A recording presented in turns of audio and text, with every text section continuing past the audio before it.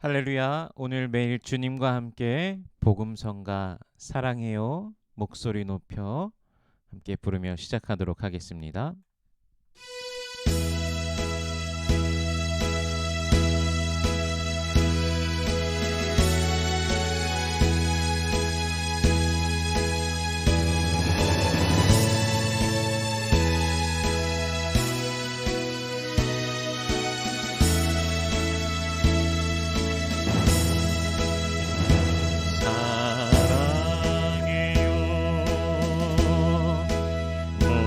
목소리 높여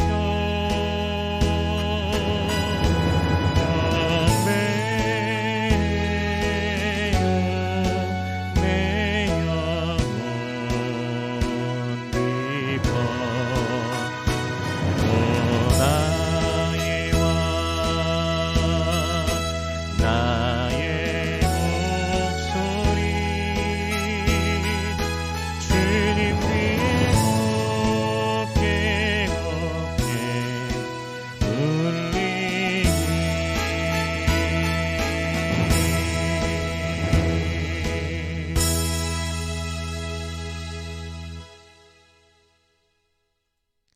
아멘. 오늘 매일 주님과 함께 우리 함께 나눌 말씀은 요한복음 21장 15절에서 25절까지의 말씀입니다.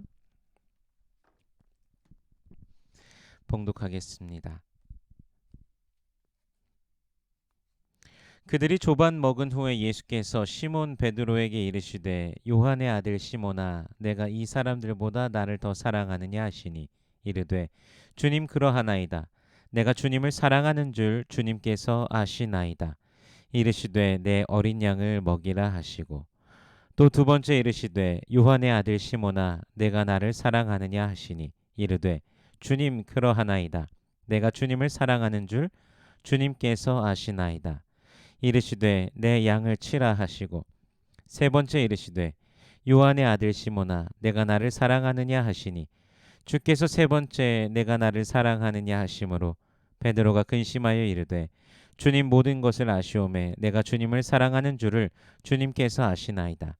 예수께서 이르시되 내 양을 먹이라. 내가 진실로 진실로 내게 이르노니 내가 젊어서는 스스로 띠뛰고 원하는 곳으로 다녔거니와 늙어서는 내 팔을 벌리리니 남이 내게 띠띠우고 원하지 아니하는 곳으로 데려가리라. 이 말씀을 하심은 베드로가 어떠한 죽음으로 하나님께 영광을 돌릴 것을 가리키심이러라.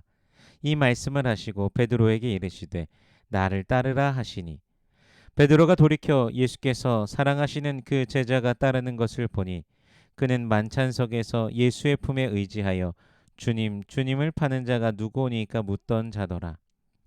이에 베드로가 그를 보고 예수께 여짜오되 주님 이 사람은 어떻게 되겠사옵나이까. 예수께서 이르시되 내가 올 때까지 그를 머물게 하고자 할지라도 내게 무슨 상관이냐. 너는 나를 따르라 하시더라. 이 말씀이 형제들에게 나가서 그 제자는 죽지 아니하겠다 하였으나 예수의 말씀은 그가 죽지 않겠다 하신 것이 아니라 내가 올 때까지 그를 머물게 하고자 할지라도 내게 무슨 상관이냐 하신 것이로라. 이 일들을 증언하고 이 일들을 기록한 제자가 이 사람이라. 우리는 그의 증언이 참된 줄 아노라. 예수께서 행하신 일이 이외에도 많으니 만일 낱낱이 기록된다면 이 세상이라도 이 기록된 책을 두기에 부족할 줄 아노라. 아멘.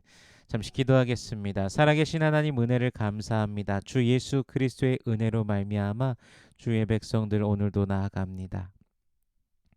주님의 그 보혈의 그 은혜가 그 구속의 은혜가 우리에게 있음을 온전히 믿음으로 저 천성을 바라보며 하나님 나라를 바라보며 기뻐하며 전진하는 주의 백성들 되게 하여 주시옵소서. 날마다 주님을 더욱더 송축하는 주의 백성들 되게 하여 주시옵소서. 인생의 걸음 중에 그 환한 빛을 비춰주시고 인도하시는 주님의 놀라우심을 또한 경험케 하여 주시옵소서. 이 시간 말씀을 대합니다. 성령께서 친히 이 말씀을 조명하여 주시사 깨닫게 하시고 아멘으로 화답케 하시며 순종케 하시며 하늘로부터 내리는 신령한 복을 누리는 모든 주의 백성들 되게 하여 주시옵소서. 감사드리며 예수님 이름으로 기도드립니다. 아멘. 어느덧 요한복음의 마지막 부분입니다. 조반을 먹은 후 예수님께서 친히 준비해 주셨죠. 그 조반을 먹은 후 예수님께서 베드로에게 이렇게 물으시죠. 요한의 아들 시몬아, 내가 이 사람들보다 나를 더 사랑하느냐? 이렇게 물으십니다. 베드로의 예수님을 향한 그 마음은 익히 복음서를 통해 보듯이 굉장히 열정적이고 열심이고 저돌적입니다. 정말 주님을 향한 예수님을 향한 열심과 그 사랑 없이는 표현할 수 없는 그런 모습들을 상당히 보게 됩니다. 처음 예수님께서 그 순환을 말씀하셨을 때도 절대로 그런 일이 있어서는 안 된다고 하면서 예수님을 그런 말씀을 하시는 예수님을 막는 그의 모습도 있었던 것을 보게 되지요. 어, 어쨌든 베드로는 그 자리에서 이렇게 대답합니다. 주님 그러하외다. 내가 주님을 사랑하는 줄 주님께서 아시나이다. 이렇게 대답합니다. 그리고 예수님께서는 내 어린 양을 먹이라 말씀하시죠. 그런데 똑같은 질문을 또 하십니다. 그리고 또 한 번 하십니다. 총 3번을 베드로에게 그렇게 물어보십니다. 두 번째 질문하실 때도 베드로가 똑같이 대답하고 예수님께서도 네, 양을 치라 라고 또 그렇게 베드로에게 말씀을 주시고 세 번째 똑같은 그 질문을 하실 때 요한의 아들 시몬아 내가 나를 사랑하느냐 말씀하실 때 베드로의 마음이 어떻다고 성경에 말씀하십니까? 베드로는 근심하였습니다. 이 원어 성경에서 이 근심에 해당하는 단어 보니까 리페오라는 단어인데요. 고통하게 하다, 고통을 가하다, 화나게 하다, 기분 상하게 하다, 슬프게 하다 이것들을 의미합니다. 즉 예수님의 계속된 같은 질문에 베드로의 그 마음 구석에 꽁꽁 숨겨두었던 부끄러운 모습이 올라왔습니다. 특히나 그, 그 조반을 먹던 예수님께서 그 생선을 또 친히 그렇게 구워주시며 그 숯불 앞에서 마치 대제사장의 마당뜰에서 불을 쬐며 예수를 부인하였던 자신의 모습을 스스로 상기하며 부끄러움에 견딜 수 없었을 것입니다. 예수님의 공생의 기간 중에도 누구보다도 열심히 따르고 죽기까지 따르리라던 그의 다짐은 오히려 3번의 부인으로 호언장담 그 모든 장담들이 무너져 버렸던 것이죠. 한 인간으로서의 자존심이 완전히 무너져 있고 또한 예수님을 향한 그 죄송스러운 마음을 그가 견디기 힘들었을 터입니다. 근데 예수님께서는 그에게 내가 나를 사랑하느냐라고 물으시며 그의 마음의 중심, 지금까지 그가 예수님을 향하여 가지고 있었던 그 마음을 다시 한번 확인시켜 주시는 것입니다. 그가 그렇게 예수님을 부인하였던 죄책감과 좌절감에서 벗어나 예수님을 정말 진심으로 그 누구보다도 사랑하는 그 마음을 가지고 있는 한 영혼임을 제자임을 다시 상기시켜 주시며 예수를 사랑하니 예수의 양들을 먹이고 치라 즉 돌보라라고 그렇게 명하고 계신 것이죠. 베드로를 향하여 어떻게 그렇게 네가 나를 모른다고 부인할 수 있느냐 그렇게 호언장담하던 네가 어떻게 그럴 수 있냐라고 다그치시는 것이 아니라 내가 나를 사랑하느냐 예수를 향한 사랑으로 예수께서 주신 계명을 품고 지키고 기억하고 그것을 가르치고 전하라 지금 말씀하고 계시는 것입니다. 예수님의 사랑은 책망이 아니라 용서와 자비의 그런 사랑이라는 사실을 그에게 다시금 일깨워 주시고 있습니다. 죄책감 속에 죄의식 속에서 숨겨놓고 뒤로 하던 예수님을 향한 그 사랑의 마음을 자신이 얼마나 예수님을 사랑하는지 예수님께서 아신다는 그 고백을 통하여서 회복시키고 계신 것입니다. 18절에 보니까요. 내가 진실로 진실로 내게 이르노니 내가 젊어서는 스스로 띠띠고 원하는 곳으로 다녔거니와 늙어서는 내 팔을 벌리리니 남이 내게 띠띠우고 원하지 아니하는 곳으로 데려가리라. 아멘.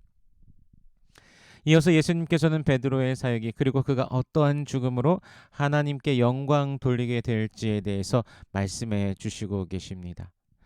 베드로는 예수님께서 자기 백성을 위해 죽으신 것과 같이 그도 그렇게 예수님을 따라 그렇게 죽게 될 것입니다.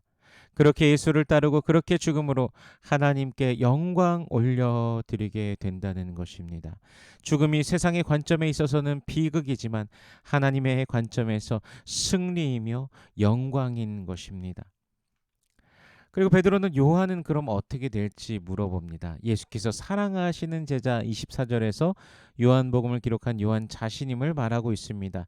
예수께서 사랑하시는 그 제자는 어떻게 될 것이냐고 묻자 예수님께서는 그 내가 올 때까지 그를 머물게 하고자 할지라도 내가 무슨 상관이냐라고 예수님은 대답해 주시죠. 요한에 대한 그에 대한 예수님의 뜻은 계획은 별개이기 때문에 생각하고 네가 생각하고 판단할 바가 아니다라는 것을 분명히 하시는 것이죠. 그런데 그 말씀을 들은 자들이 그 제자는 죽지 아니하겠다, 즉 요한은 죽지 아니할 것이다라고 하면서 형제들에게 말하며 그러는 장면을 본문을 통해 보게 됩니다. 사실 이것은 예수님의 의도와는 전혀 상관없이 자신들의 그 자의적으로 해석하여서 전달하는 것이죠. 제자들에게 있어서도 사람들에게 있어서 이런 모습이 나타난다는 것은 사람들에게도 충분히 이런 모습이 나타날 수 있다는 것입니다. 그래서 우리는 말씀의 본질이 무엇인지를 기억해야 됩니다. 우리가 생각하기에 포인트가 아니라 정말 하나님의 말씀이 우리에게 주시는 그 포인트가 무엇인지를 그 본질을 늘 발견하고 기억해야 됩니다. 사실 오늘날도 성경께서 의도하시는 것과는 다른 것들을 전달하며 의도하지 않으시는 성경께에서 바라고 기대하는 것이 아니라 다른 부분에 집중하기도 합니다. 예수 그리스도의 그 고귀한 피, 그 죽으심으로 이루신 우리의 구원, 우리에게 허락하신 영생에 대한 또한 우리 하나님께 감사와 찬양, 천국에 대한 소망, 영원하신 하나님을 바라는 삶, 이런 것들은 뒤로 하고 이 땅에서 그저 잘 먹고 잘 사는 법, 그런 것들만을 연구하고 있지는 않은가 또 생각해 보게 됩니다. 하나님 나라를 누리며 살아가는 것이 참된 복이고 우리 주 예수 그리스도와 동행하는 것이 참된 행복임에도 불구하고 그것이 아니라 세상의 것들을 구함으로써 세상의 것들을 취함으로써 행복해지고 복을 받게 된다라는 그 원리의 것들을 더 가지려고 하고 있진 않은가 우리가 분명 생각해 보아야 될 것입니다. 먼저 그의 나라와 그의 의를 구하라. 그리하면 이 모든 것을 너희에게 더하시리라. 아멘.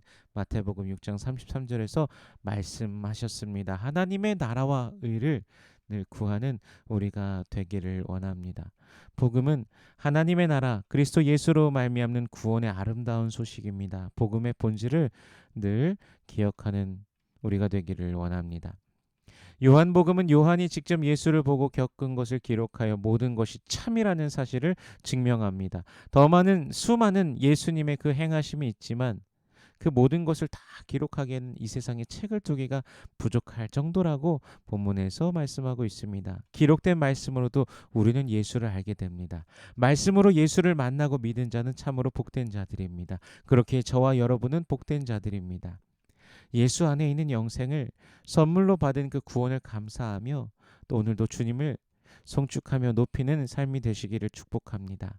성령께서 여러분과 또한 함께 하시고 인도하시기에 여러분은 또 오늘도 담대하게 그 길을 걸어가실 수 있습니다. 주님을 송축하며 믿음으로 승리하는 이 하루 주께서 비춰주시는 그 은혜의 빛을 또한 단비를 맞이하며 즐거워하는 하루가 되시기를 주님의 이름으로 축원합니다. 기도하겠습니다. 살아계신 하나님 은혜를 감사합니다. 우리 주 예수 그리스도의 그 은혜로 말미암아 주의 백성들 나아갑니다. 우리 하나님께서 선물로서 은혜로서 구원을 주셨음을 우리가 기억하기로 합니다. 예수 그리스도의 그 피로 우리의 모든 죄를 씻으시고 대속하신 그 은혜, 그 사랑을 더욱더 기억하며 나아가는 주의 백성들 되게 하여 주시옵소서. 매일매일의 삶 가운데서 우리 하나님께서 우리를 사랑하시고 긍휼과 자비로 우리를 붙드시고 계심을 기억하며 주님을 송축해 하여 주시옵소서. 성령께서 우리를 날마다 붙드시고 인도하심을 우리가 기억하며 더욱더 믿음으로 걷게 하여 주시옵소서. 인생의 길 가운데 환한 빛을 비춰주시는 주님 감사합니다. 주님의 앞에 두신 그 기쁨과 주의 우편에 있는 그 즐거움을 날마다 발견하는 주의 백성들 되게 하여 주시옵소서. 육신의 연약한 자들을 주께서 붙들어 주시옵소서. 주께서 친히 만져주시고 치료하여 주시옵소서. 그 권세를, 권능을 우리 모든 주의 권속들이 맛보며 주님을 즐거워하게 하여 주시옵소서. 주님 감사합니다. 오늘도 우리의 빛이 되어 주심에 감사합니다.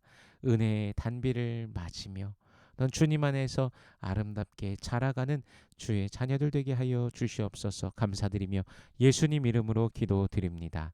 아멘.